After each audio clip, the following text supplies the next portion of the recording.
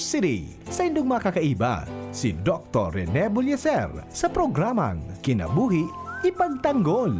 Ang kinabuhi, ang buhay, importante. Dapat sanang protehira na siningatan ta. Saro sana ang buhay sa panahon kan sa tuyang eksistensya. Dapat sana na ipagtanggol yato kontra sa anuman na harassment o patakot sa satuyang banwaan. Sa programang ini, Kinabuhi Ipagtanggol. Digdi sa DCGB. Madadangog ang mga informasyon asin musikang makakaprotehir asin pamparelax sa buhay habang kamo nagsisesta. Kinabuhi mo, kinabuhi ko, kinabuhi na tanan, mahalaga. Uyan na po ang satuyang program host, Doctor of Medicine, Infectious Diseases Specialist, Country Director, Human Life International Philippines, President, Catholic Physician Guild of the Philippines, Lay Director for Visayas and Mindanao, Episcopal Commission on Family and Life or CBCP, as in Pope Benedict XVI Papal Awardee for Church Service, Dr. Rene Bulyacer.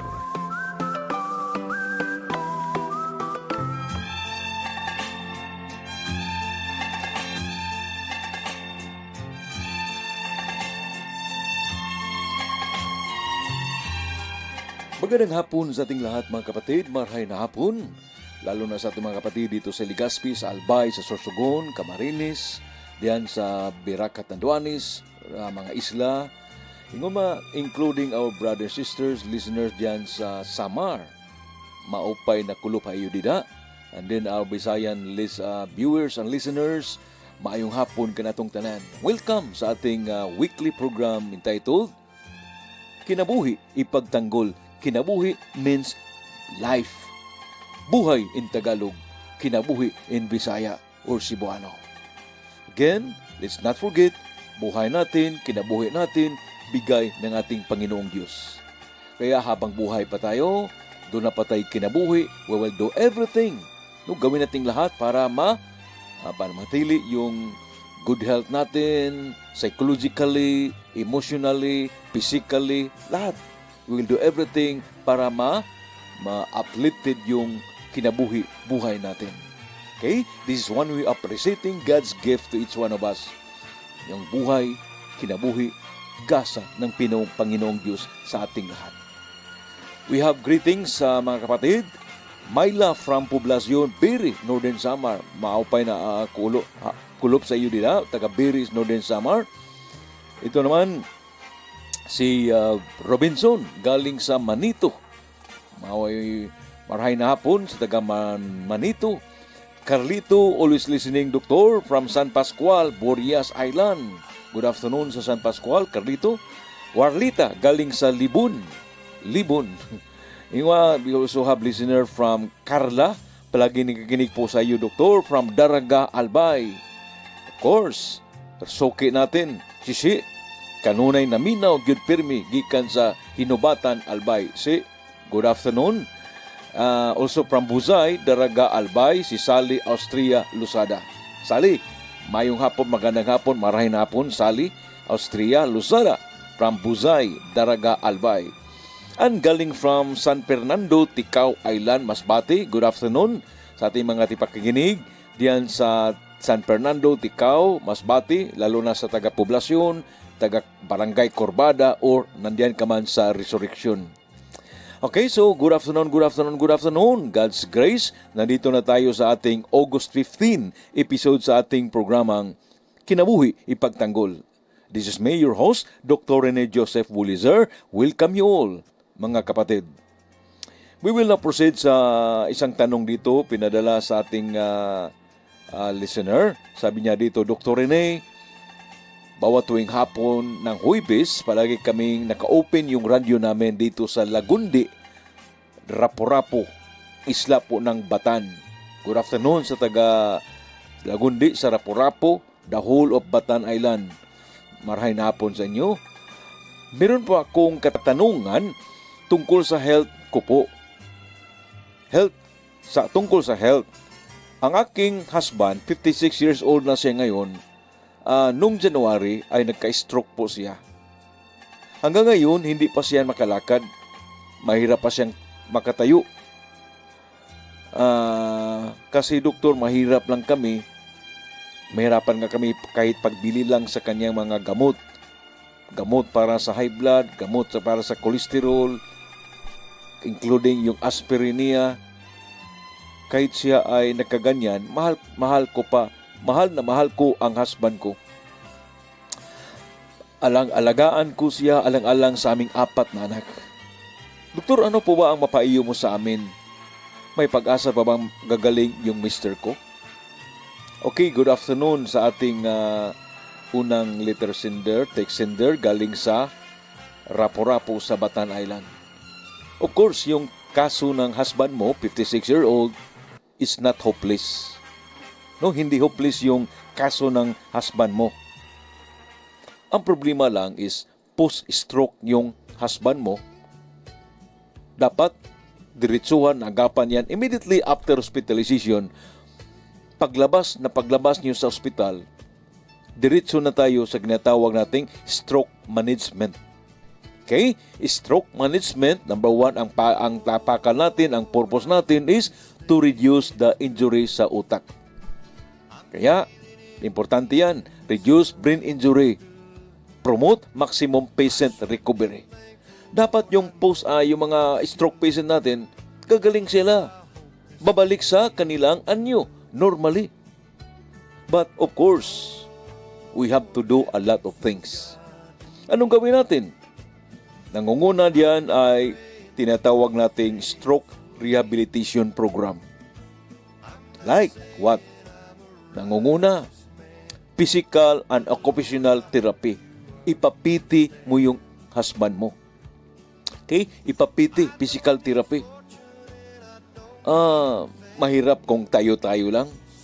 Dapat may mga eksperto, may mga profesional, nag-specialize ng pag-rehab ng mga pasyente na hindi lang sa mga post-stroke, yung mga nagka-injury, like mga car accidents, no, they need to be rehabilitated para from their brain to their arms to their whole body maging re-coordinated again, mabalik sa dati slowly but surely, in a matter of weeks, in a matter of months.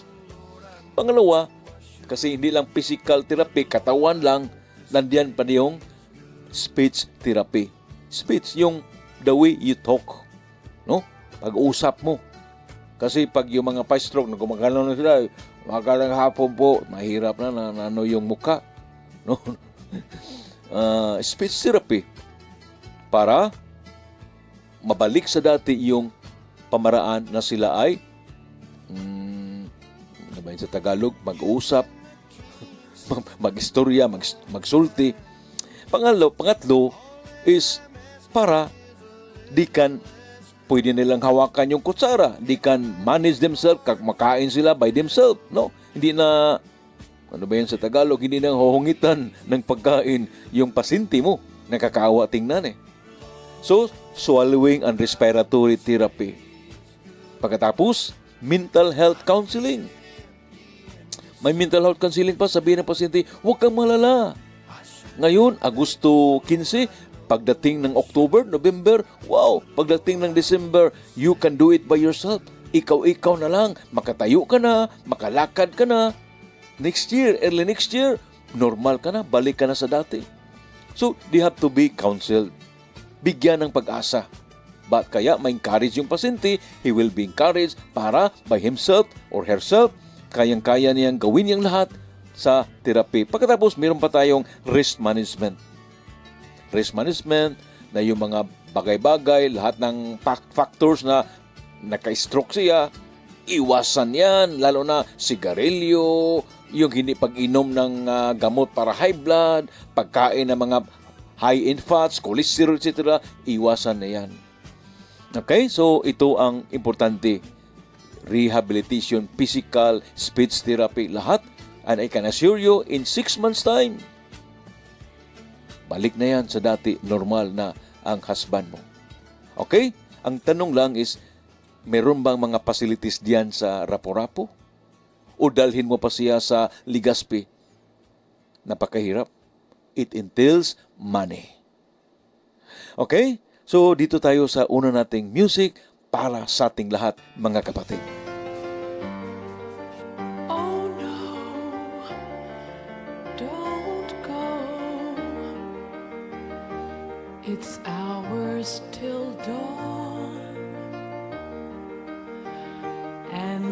there's no one who'd rather be with you. I know, you know, other girls like me. I let you take my love, knowing you don't love me. But if I could reach you some way, if I knew the magic it would take to love you good enough on the outside and make you feel it on the inside, maybe I could make you stay. If I could reach you.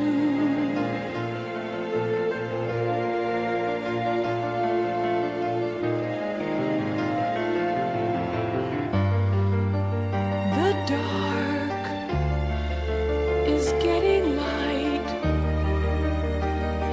and you're dressed to go, and never said a word about tomorrow. But if I could reach you some way, if I knew the magic it would take to love you good enough on the outside and make you feel it on the inside, maybe I could make you stay. See you next time. I'll see you next time.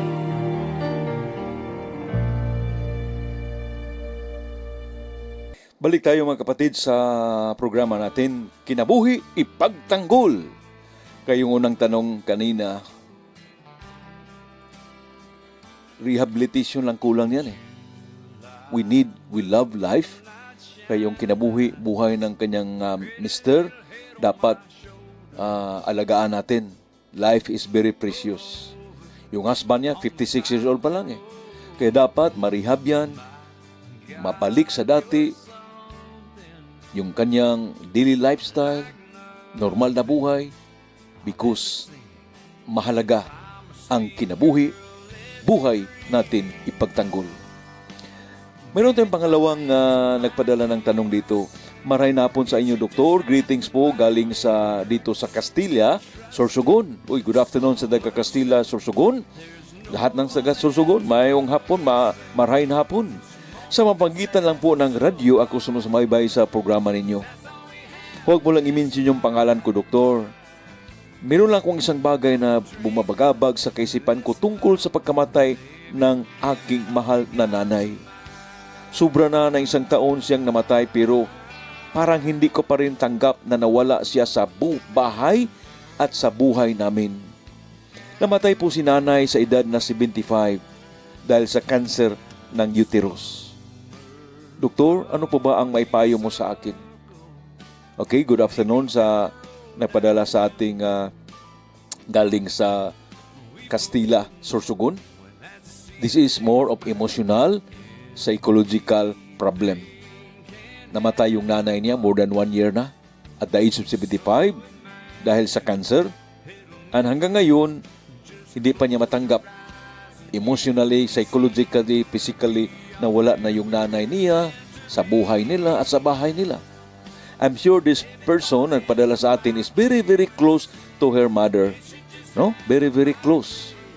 Lalo na kung siya yung padala sa letter natin ay siyang the one that really cared for her mother from the time nagkasakit hanggang nawala sa buhay nila. Talagang napakasakit. However, to tell you frankly mga kapatid, it's normal. Yung grief, no? I don't know ang Tagalog ng grief. It's very normal na you will feel the pain na wala na yung mahal sa buhay mo, husband mo, wife mo, member ng pamilya mo, lalo na parents mo. It's really painful. No? Pero, based on psychology, after 1 year, naka-adjust na tayo. No? Naka-adjust na tayo. Na after 1 year, we have already accepted the loss of our beloved ones. Nanay man natin, tatay man natin, or any member of the family, husband, na kaya na byuda na siya, etc. Tanggap na after 1 year. And then, after accepting the reality of the loss of the member of the family, you have already adjusted, no? Hindi lang naka-accept ka na, you have already started to accept and allow and adjust yourself na wala na siya. She's gone. We should not forget, mga kapatid, hiram lang ang buhay natin. All of us.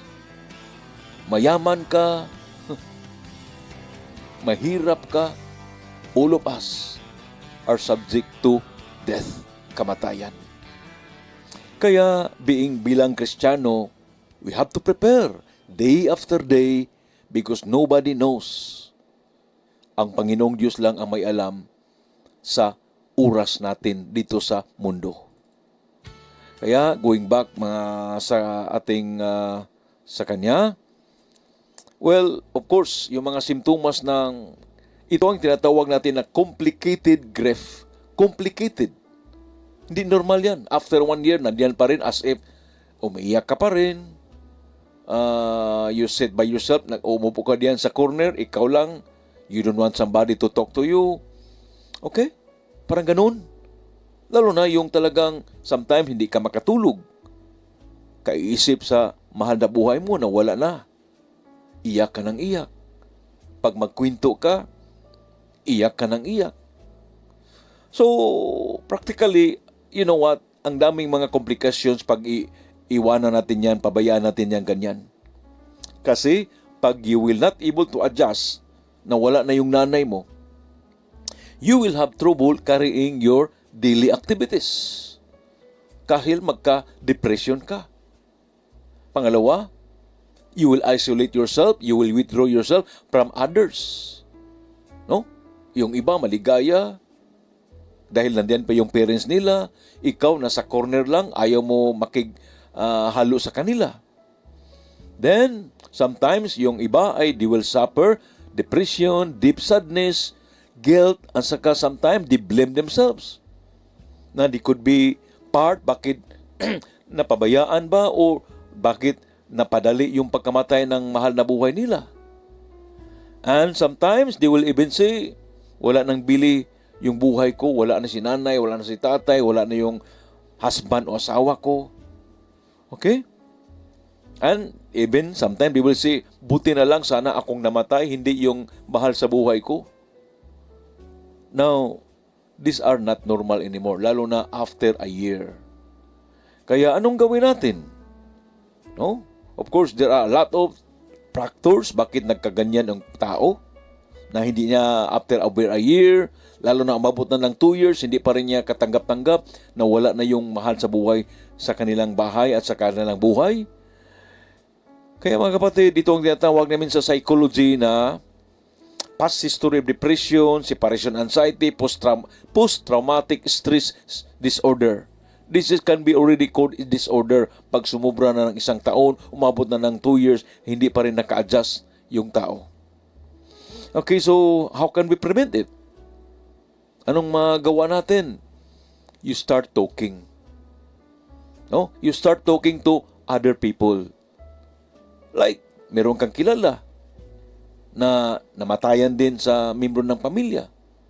Talk to them. Share your experiences, bakit siya katanggap na niya. He can already laugh, he can already smile, apat ikaw, hindi pa rin may matanggap. So, start sharing. Talk to other people. Okay? Don't keep it to yourself. It's not good. Psychologically, it's not good. Pangalawa, find support. Membro ng pamilya mo, no? Na nakatanggap na. Friends, social support, nasa mga Facebook mo, Facebook friends mo, kagrupo mo, kaorganisasyon mo, sa community mo, like, ibilong ka ba ng organization, like, membro ka ng Catholic Charismatic, membro ka ng organization like CWL, DMI, whatever organization you belong, start sharing your friends, no? Pangatlo, pag hindi pa rin makaya ng dalawa, you start talking to a counselor. Meron tayong sa parokya, yung mga family and life couple coordinator, meron silang counseling session. They can help. Or talk to a priest. Kung Katoliko ka, talk to a priest. Okay? For guidance, counseling, then i-pray-over ka ni Father. It's very, very relieving talaga. Okay? So itong mapayo ko sa problema mo, ating kapatid yan sa saan ba yun? Sa Castilla, Sorsogon. Para makarelax tayo sa hapon na ito, let's have another music para sa ating mga little senders at lahat na nakikinig sa Bicol area. I have always been a dreamer, followed visions of my own. I was born to belong to the lines of a song and make them my home. I believe in happy endings, though I've only known a few. For as rare as they are, like a bright falling star, I found one in you. Sometimes all the world can seem so friendless, and the road ahead so endless, and the dream so far away.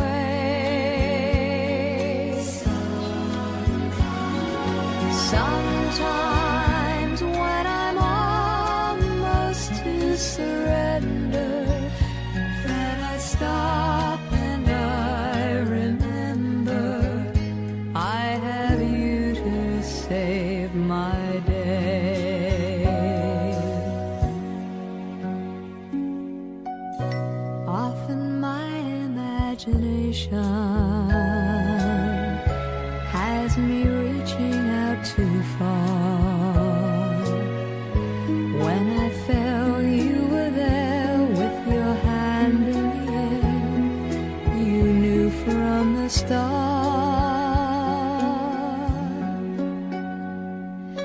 Sometimes after all you've done to save me, through the love you freely gave me, every step along the way.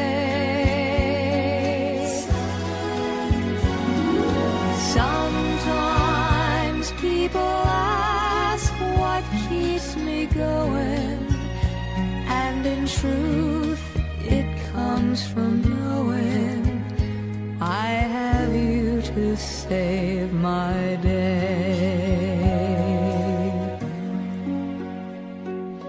Sometimes feeling helpless when I held you, wishing words would come to tell you I have you to save my day.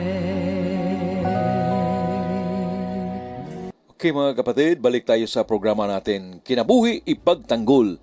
Life, sustain it, promote it, and protect it by all means at all costs. Life, buhay, kinabuhi is God's gift to each one of us. Amen? Amen. Okay, dito tayo sa, by the way, alam mo yung background ko? Sa mga naka-Facebook ngayon, sa naka-YouTube ngayon, ano yung background ko, saan yan? You do not know. Kaya purposely hindi namin nilagay yung pangalan ng lugar. Yan ang Simbahan Cathedral, St. Paul's Cathedral sa Vigan City, Ilocos Sur. Ang Vigan City is the capital of Ilocos Sur. Going north ka pa, nandiyan yung Lawag City, capital ng Ilocos Norte. Di ba? So dito tayo sa maibaba, the Ilocos Sur, nandiyan yung Vigan City. Now, paano makapunta sa Vigan? Of course, siguro some of you nakikinig sa akin ngayon have gone to Vigan already. Medyo malayo. Papunta ka muna sa Manila. From Manila, starting from Rizal Park, it's 407 kilometers away. 470 kilometers going north. Pag may sarili kang sasakyan, you will reach Vigan in 6 hours. 6 oras yung driving mo. But if you reach Vigan City, maliit na siyudad yan, 4th class city, 4th class. And ang population nila ngayon is only 55,000. No? 55,000 lang, napakaliit naman ang population. But once you go there, talagang makasabi natin, sulit na sulit. Ano bang dapat tingnan natin diyan? Of course, yung background ko, nandiyan yung harap ng simbahan, katedral, mayroon tayong fountain diyan, yung obelisk ng Mason. That's tinatawag na Burgos Plaza. Burgos. Kasi yung nakita ninyo, ito ang tawag dito, ito ang monumento ni Father Burgos.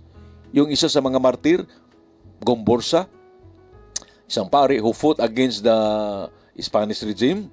Then, ano pang tingnan natin sa Vigan? Of course, yung pinakasikat is yung Calle Crisologo. Calle Crisologo, ilang hundreds of years na yan, mga 300, 400 years na will preserve yung mga kalsada nila.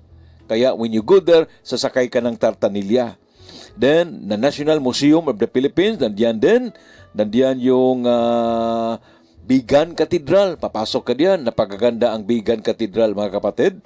When you get inside, very solemn.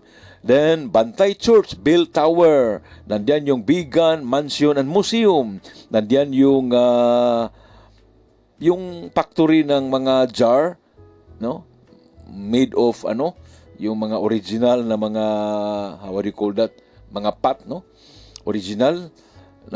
Tapos, nandiyan yung Burgos Plaza, itong nasa likod ko. Napakaganda. Then, meron din silang zipline sa Ilocos Sur. Then, you can see, paggabi, dancing fountain, diyan sa Plaza Salcido. Malapit lang dito sa Plaza Burgos.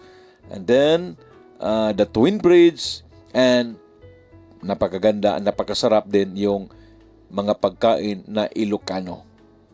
Isa sa hindi ko mailimutan yung kinakain namin yung puki-puki. Ano ba yung puki-puki? Yan ang isa sa mga paborito na mga cuisine sa mga Ilocano. Okay? Yung topik ba yan? Topik, sarap din. Anyway, mga kapatid, that's our Love Philippines portion this week. Vigan City, Ilocos Sur. Okay, dito tayo sa isang very important. Mga pagkain na dapat nating limitahan or iwasan. Mahal mo bang buhay mo? Yes. Mahal atin ang buhay natin. Mahal mo bang kinabuhi mo? Of course. Mahal ko ang kinabuhi ko. Mahal ko ang buhay ko. Kaya ipagtanggol ko because ito ay gasa sa Panginoong Diyos sa akin. Kaya, one way to preserve our life, huwag kang kain ng kain na lang kahit ano. Dahil advertise yan, dahil masarap yan. No. We have to know the facts para makontrol natin. May mga pagkain na dapat nating iwasan. May mga pagkain nating i-control natin, i-limit natin. At may mga pagkain na okay lang. Kahit everyday pa yung kakainin natin. No problem. Okay, so whether you are just 30, pag 40 ka na, 50 man, lalo na pag 60 ka na or higher. Dapat careful ka na sa mga kinakain mo. Okay? So, we have to take care of our foods. We have to take care of our diet. Lalo na pag sumobra na yung timbang mo. Uy, meron bang nakakinig sa atin ngayong sumobrang timbang? Overweight or obese? Sobra kang careful. Okay, mga kapatid, number 1 na dapat nating i-limit yung lahat ng klaseng red meat. Red meat. Meat ng baboy, meat ng baka, meat ng kambing, lahat ng klaseng meat. No? I-limit natin yan. Hindi pwede araw-araw kakain ka ng karne. I will not suggest you nga kakain ka ng karne every day. Lalo na ng pagsugba, barbecue. Wow. We have to reduce our red meat. Okay? Kung pwede, 3 times a week lang yung karne natin. Now, so in between, para maiwasan mo yung red meat and red meat every day, i-change mo ng vegetables. Like yung batong. Alam mo, yung batong, wow. Yung protein content ng batong is the same protein content ng karne. Para sa akin, mas masarap pa yung batong. Lalo na mabuting, how do you call that? Well cooked. Wow, I really love batong. Then, pangalawa, kapatid, aside from red meat na medyo i-reduce natin, kung pwede 3 times a week lang, lahat ng klaseng processed meat. Ano bang processed meat, doktor? Uy, salami, bacon, sausages. Ano pa? Yung sikat sa Cebu, chorizo. Pinakasikat sa Cebu, labi lang pumunta ka sa Cebu, hanapin mo yung chorizo de Cebu. Wow, napakasarap. Yes! Pero napaka-dangerous.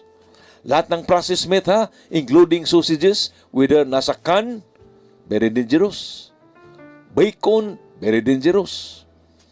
Now, alam nyo, itong mga processed foods, tulad ng sausages, tulad ng bacon, tulad ng salami, kalibel sila ng tobacco. Kalibel sila ng alcohol. Meaning, dangerous.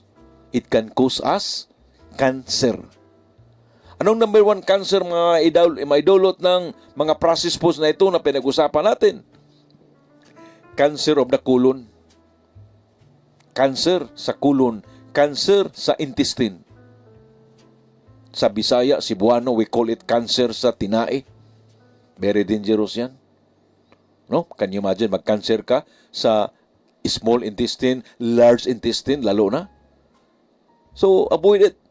Iwasan natin yung mga pagkaon yan. It's very true, napakasarap, but dangerous. Okay? So, pangatlo, lahat ng sugary drinks, lahat ng mga inumin na puro sugar. Number 1 diyan, soft drinks. Itanong mo sarili mo, ano bang vitamins nasa soft drinks? Kahit tinatawag pa nila na zero, lahat, iwasan natin yan. Okay? Mga sports drink, iwasan natin yan. Mga juice na in can or in bottle, iwasan natin yan. These are all coloring. These are all flavoring. These are all sugar. Walang vitamins. Pag may vitamins man, 20 mg lang ng vitamin C. Then, yung lahat ng mga klaseng mga junk foods, wow! Grabe ang asukal niyan. Napakamura pa naman ang junk foods na paborito ng mga bata, including us. Avoid it. Lahat ng junk foods. No? Mga chips dyan, very dangerous. Napakataas ng level ng asin plus nilagyan pa ng dinagdagan pa nila ng iodine o iodized salt. Lahat ng white bread, puti na pan. Lalo na yung pan na tinatawag nilang croissant because ito ay lumulutang sa oil. Sobrang pag-inom ng alcohol, lahat ng klaseng beer, rum, whiskey. Sobrang pag-inom ng gamit ng mga dairy foods like number 1, butter, margarine, cheese. Once a week lang. Okay? Use your common sense, mga kapatid. Whether you like it or not, these are 100% masarap. Lami in Cebuano. Napakalami, napakasarap, pero dangerous sa istomago natin, dangerous sa intestine natin. It can trigger cancer of intestine. Okay, before tayo magpatuloy, dito muna tayo sa pangatlong music dedicated sa mga lahat na nag-edad ng 60 above. sa inyong lahat, mga kapatid. If it takes forever, I will wait for you.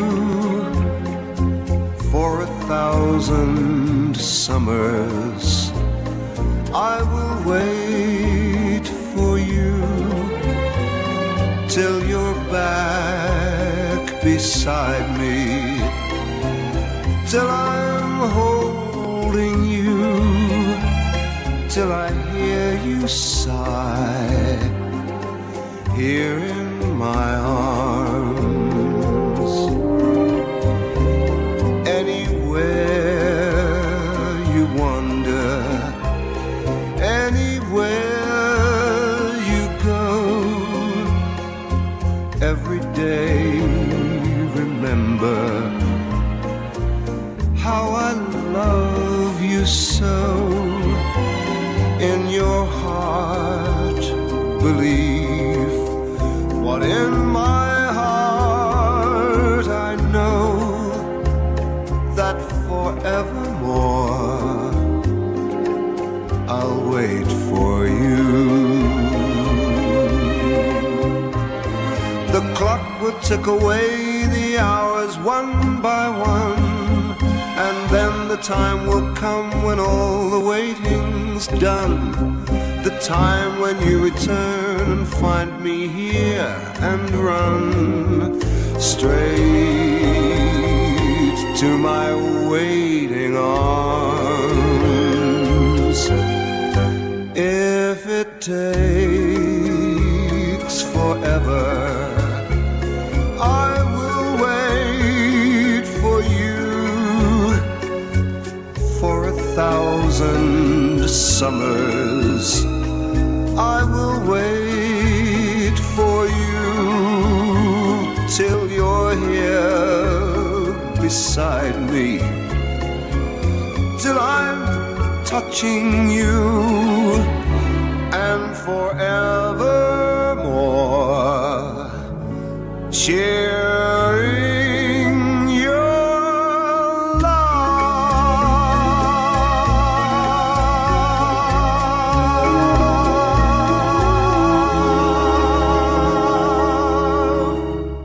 Okay, that's also dedicated sa ating mga listener diyan sa Pilar, Sorsogon, sa Dunsol, at saka sa Pio Duran. Good afternoon sa ating mga kapatid diyan nagkikinig sa Pio Duran, sa Dunsol, at saka Pilar. Mga kapatid, dito na tayo sa last portion sa ating programang Kinabuhi Pagtanggol. Again, if you have yung mga looking at us sa Facebook, sa YouTube, nandiyan yung number ko. You can text me 0918-901-6815. Okay, kung kayo nakikinig lang sa radyo, which is majority sa ating mga listeners ay nasa radyo lang. Okay, sa paboritong istasyon sa DGGB, dito nagsimula sa Legazpi City, Albay. Yung number ko again is 0918-901-6815. Alam nyo, yung numero ko, I have this number since 1998. 1998 pa, 2024 na ngayon, nananatili yung numero ko. Because when I started subscribing, yan ang binigay na numero ko hanggang ngayon. 0918-901-6815. Okay, so patuloy tayo sa mga pagkain na dapat iwasan. Ano pa? Pizza. Gusto niyo pizza? Okay. Once a week, once a month, good. But huwag mong gawin yung pizza ay gawin yung almusal o panghapunan, pangnagtanghalian. No. Di pwede. It should be pang snack-snack lang. Isang slice lang ng pizza is good. Okay? 1/4 cup ng soup drinks, good. 1/4 lang. Lagyan mo na maraming ice. That's good enough. Once a week, twice a month. Ano pa ang dapat nating iwasan or limit? I suggest you, kung pwede, huwag kang kakain ng tawag dito, donut. Do not eat donut. Oh? Bakit, doktor, ang sarap pa naman ng donut? Naku! Nanguna, paano niluluto yung donut? Dumilitaw yan sa oil. So, nandiyan yung lahat ng dangerous na oil, saturated fats, napakataas ng cholesterol. Wow! Okay lang kung you're only 12 years old, 24 years old, pero 50 ka na, 60 ka na, kumakain ka pa rin ng donut. Hindi lang, nandiyan yung fats, dangerous fats, nandiyan pa yung loaded with sugar. May mga toppings pa yan, mga coloring pa yan, design. Napakasarap tingnan, napakasarap kainin, but dangerous. Sugar. Oil. Okay? Pwede yan sa mga bata. Pero pag nag-edad na tayo ng 50, very bad. Ano pa? Worse foods. Worse, according to the study, yung mga sinabi ko, super ultra processed foods. Ultra. Dahil pinasarap nila. Kaya lahat ng mga ingrediente, lahat ng pangpasarap, flavoring, sabi ko, preservatives, sabi ko, coloring, nandiyan. Pati pa yung pangpadagdag ng para hindi masira in a week of time, in a month time, lahat nandiyan. And lahat ng sarap ay artificial. Bakit naging masarap yan? Artificially flavored. Number 1, nangunguna sa listahan ay ang sausages. Nabalik ang sausage dahil napaka-dangerous. Okay? Ano pa? Dito pa, sabi ko, lahat ng sugary junk foods. Lahat nilalagyan ng asukal na mga pagkain. Now, there was a study conducted 20 years nila ginagawa yung study. Tumaas ng 6% na mga taong mahilig dito, regularly kumakain sa mga sinasabi natin na mga foods to limits, foods to avoid, including French fries. Alam nyo na, saan mabili yung French fries? Sa mga fast foods. That's a dangerous food. Huwag mo nang kainin yan. Kung kakain ka, isang stick lang, isang ganun lang, isa, dalawa. Hindi yung lahat regular, extra large. Very dangerous. Yung mga pagkain na ganyan. Grabe ang asin. At it is, as I said, loaded yan ng dangerous fats. Okay, turuan nyo mga bata nyo. Huwag na kayong kakain ng mga ganito mga pagkain as early as now. Lalo na tayo, 50 and above. Then, yung mga lahat ng mga drinks. Consider din mga ultra foods, yung mga soft drinks na yan. Subukan nyo na. Kakain ka, wala ng soft drinks. Imaginein mo na lang sa cellphone mo, nandiyan yung soft drinks. Oh, napakasarap, letter C. Napakasarap, letter P. Napakasarap, letter S. Picture na lang. Side by side yung tubig. Even sometimes yung mga cereals. Hindi pwede everyday yung cereals mo. No? Although it has benefits. But again, iwasan natin ito mga kapatid. Yung mga processed meat, sugary drinks, sugary foods, at yung loaded with fats. Pinalitaw na pagkain sa oil. Tulad ng bacon. Tulad ng tawag dito, donut. Kaya, do not eat donut. But to make sure na balanse yung kinakain natin, dapat, the best thing that you can do, every meal, bawat kain, breakfast, lunch, dinner, merong vegetables. Lalo na, yung mga leaf vegetables, pitsay, cabbage, spinach, kung kaya mo, broccoli, the best para sa puso, para sa kolesterol. Ganito, kangkong, napaka-best yan. There must be vegetables sa bawat kain natin. And I can assure you, you will have good body functioning. Good health ang makuha mo. Listen, to my advices. Ako po isang doktor ng medicine. I am telling you, limit or avoid yung mga pagkain na sinasabi ko. Ang daming mga frisco, like tubig ng niyog. Very good. Limoncito. Wow, napakasarap. Pure na pure yan. Rather than soft drinks, rather than mga juice diyan, mga iced tea na puro lang coloring at flavoring. Very bad. Okay, mga kapatid, wala na tayong oras. Hanggang sa sunod nating programa sa darating na Agosto 22, no? So, this is your host again, Dr. Rene Joseph Bulizer. Salamat.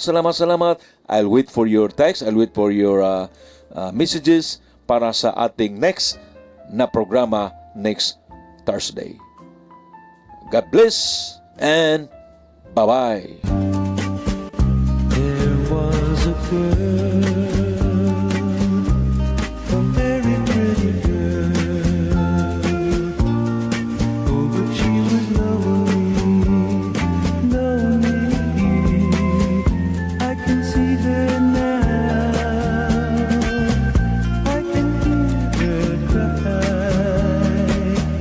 I can feel her reaching out, wishing there was someone by her side.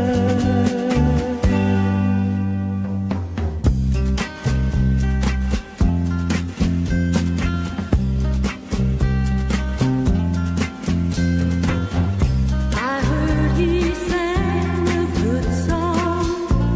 I heard he had a style, and so I came to see him to listen for a while. And there he was, this young boy, a stranger to my eyes, rubbing my feet with his finger. Singing my life with his words, But she was killing me softly with his song, killing me softly with his song, telling my whole life with his words, killing me softly with his song. wishing there was someone by her side.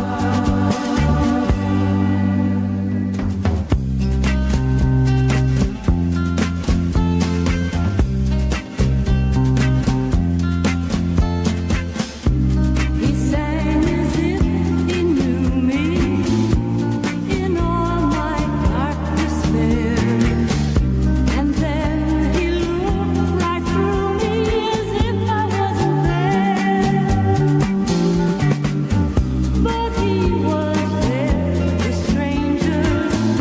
He was singing clear and strong, rubbing my feet with his finger. Singing my life with his words, But she was killing me softly with his song, killing me softly with his song, telling my whole life with his words, killing me softly with his song. Dong dadangog ang programang Kinabuhi Ipagtanggol. Abangan giraray sa masunod na Webes ang programang ini. Alas 2 ng hapon, digdi sa DZGB. Salamat kan sa indong pagantabay. Pinky on mo baby. Masunod na.